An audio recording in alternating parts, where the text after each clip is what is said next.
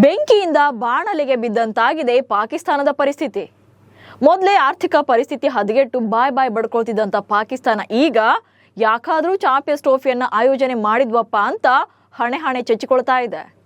ಬಂದಿರೋ ಆದಾಯಕ್ಕೂ ಆಗಿರುವಂಥ ನಷ್ಟಕ್ಕೂ ಅಜಗಜಾಂತರ ವ್ಯತ್ಯಾಸ ಇದೆ. ಇದೇ ಕಾರಣಕ್ಕೆ ಈಗ ಕೈಯನ್ನು ಹಿಸಿಕಿಕೊಳ್ಳುವಂತಾಗಿದೆ. ಹಾಗಾದರೆ ಪಾಕಿಸ್ತಾನದ ಕ್ರಿಕೆಟ್ನಲ್ಲಿ ಏನಾಯಿತು ಅನ್ನೋದನ್ನೇ ಹೇಳ್ತೇನೆ. ನಾನು ಶಾಂತ. ನೀವು ಸುದ್ದಿಯಾನದ ಸಬ್ಸ್ಕ್ರೈಬರ್ ಆಗೋದಕ್ಕೆ ಮರಿಬೇಡಿ. ಚಾಂಪಿಯನ್ಸ್ ಟ್ರೋಫಿ ಮುಗಿದು ವಾರ ಕಳೆದರೂ ಕೂಡ ಪಾಕಿಸ್ತಾನ ಕ್ರಿಕೆಟ್ ಮಂಡಳಿಯ ಲೆಕ್ಕ ಮಾತ್ರ ಮುಗಿತಾ ಇರಲಿಲ್ಲ. ಎಷ್ಟು ಖರ್ಚಾಯಿತು, ಎಷ್ಟು ಆದಾಯ ಬಂತು ಅಂತ ಕ್ಯಾಲ್ಕುಲೇಟ್ ಮಾಡ್ತಾನೆ ಇದ್ರು. ಕೊನೆಗೂ ಖರ್ಚು ವೆಚ್ಚದ ರಿಸಲ್ಟ್ ಹೊರಬಿದ್ದಿದೆ. ಪಾಕಿಸ್ತಾನಕ್ಕೆ ಅದೆಂಥ ಹೊಡೆತ ಬಿದ್ದಿದೆ ಅನ್ನೋದು ಕೂಡ ರಿವೀಲ್ ಆಗಿದೆ. ಟೂರ್ನಿಯಲ್ಲಿ ಒಂದೂ ಪಂದ್ಯವನ್ನ ಗೆಲ್ಲದಂತ ಅವಮಾನದ ಜೊತೆಗೆ ನಷ್ಟದ ಮೇಲೆ ನಷ್ಟ ಅನುಭವಿಸಿದೆ.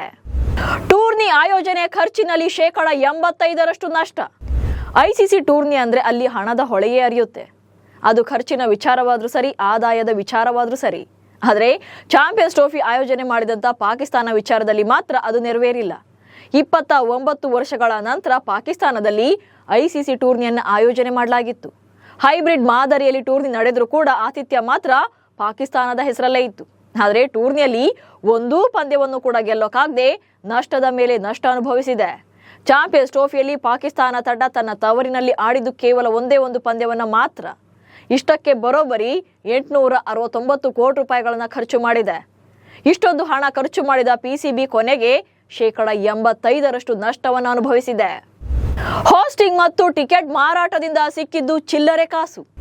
ದಿ ಟೆಲಿಗ್ರಾಫ್ ವರದಿಯ ಪ್ರಕಾರ ಚಾಂಪಿಯನ್ಸ್ ಟ್ರೋಫಿಗಾಗಿ PCB ರಾವಲ್ಪಿಂಡಿ, ಲಾಹೋರ್ ಮತ್ತು ಕರಾಚಿ ಸ್ಟೇಡಿಯಂಗಳನ್ನು ನವೀಕರಣ ಮಾಡಿತ್ತು.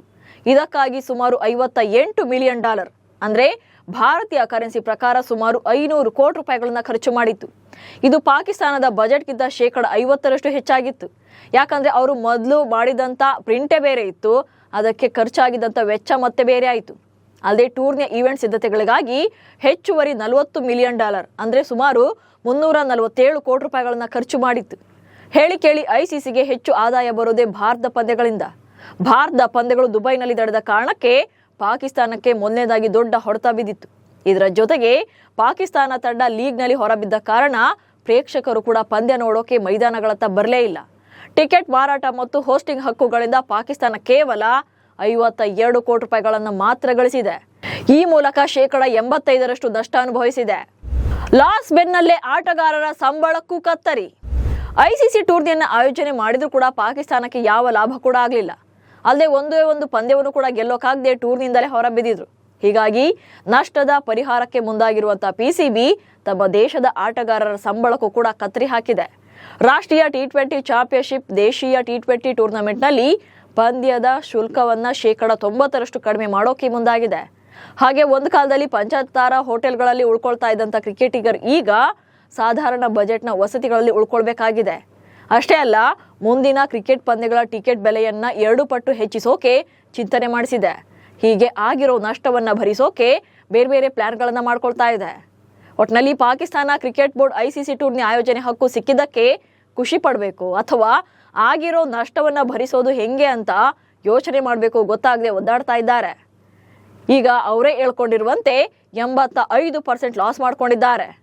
ಬಹುಶಃ ಮುಂದಿನ ದಿನಗಳಲ್ಲಿ ICCಯೇ ಬಂದು ಟೂರ್ನಿ ಆಯೋಜನೆ ಮಾಡ್ತೀರಾ ಅಂತ ಆಫರ್ ಕೊಟ್ಟರು ಕೂಡ ನಾವು ಹೋಸ್ಟ್ ಮಾಡಲ್ಲ ಅಂತ ಅವರೇ ಹಿಂದೆ ಹೋಗ್ತಾರೆ ಅನ್ಸುತ್ತೆ. ನಮಸ್ಕಾರ.